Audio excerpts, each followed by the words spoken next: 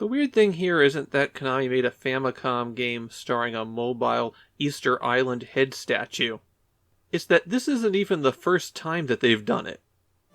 Konami adopted the Moai head as a pseudo-mascot in the wake of Gradius, and they had it in as one of the playable characters in YY World.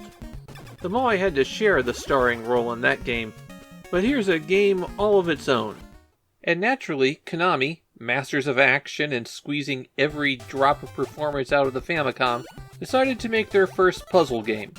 This one's a single-screen puzzler with 56 stages, played entirely from a side view to add some platforming challenge.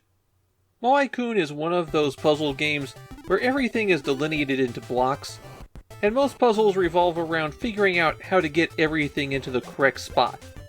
As is tradition for this kind of game, Moai-Kun can jump exactly one block high. They can also push loose boulders around. Unlike most protagonists in this kind of game, Moai-Kun is capable of defending themselves. Hitting B does a headbutt, and it'll take out enemies or send boulders rolling out of control until they collide with something.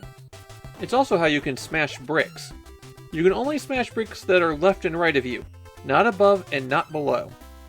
There are also bombs that you can collect. Pressing down in B will set one of those bombs. They explode after a couple of seconds, possibly taking out enemies, but mainly taking out the brick directly below them, assuming that brick can be destroyed. Your goal on every stage is to collect all the little moais that are scattered around, and then make your way to the exit door. And that's it. Those are all the mechanics revolving around the player.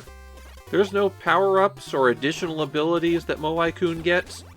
There's stage features you'll have to learn about and enemy patterns that you'll need to learn, but it is a very simple game. There are a fairly wide variety of stage hazards, like these ice floors where once you step on them, you just keep moving, or these platforms that drop out from underneath you. And while most enemies aren't especially aggressive, there are a few that will keep running right off the edge, and most of them respawn after you get rid of them. Now there's exactly one thing that Japanese players remember about Moai-Kun. It's not the action, it's not the puzzle design. It's that the music in the game was taken from theme songs to certain popular television shows. In particular, Shoten and Yoshimoto Shinkigeki. They're long-running variety shows and really don't have anything to do with the theme of the game. And that's really the only outstanding thing here. The puzzle design, which has to carry the weight of the game, just isn't really great in Moai-Kun.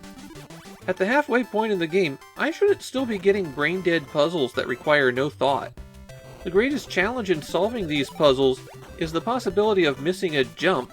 Quite a few stages require some pixel-perfect movement, and so if you screw that up, you have to hit select to kill yourself and restart.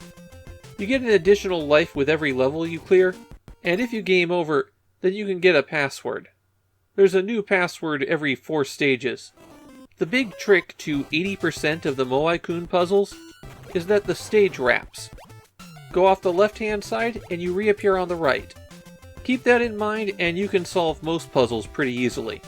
In fact, there's a few stages where it looks like Konami forgot that you could do that. In the hour I played, I got to stage 27, and there were only 4 stages where I had to put any effort into a solution. The rest I cleared in 1 or 2 tries, though given the nature of how puzzle games work, it could still take a little bit of time to implement the solution on those levels. The thing is, Moai-Kun isn't really a bad game, but it is a very uninspired one.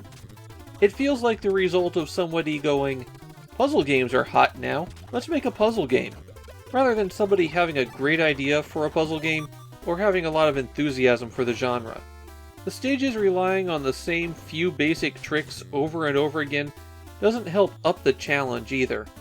There's a reason that the only thing Japanese fans remember about this one is the music. There's nothing else here for you to latch onto.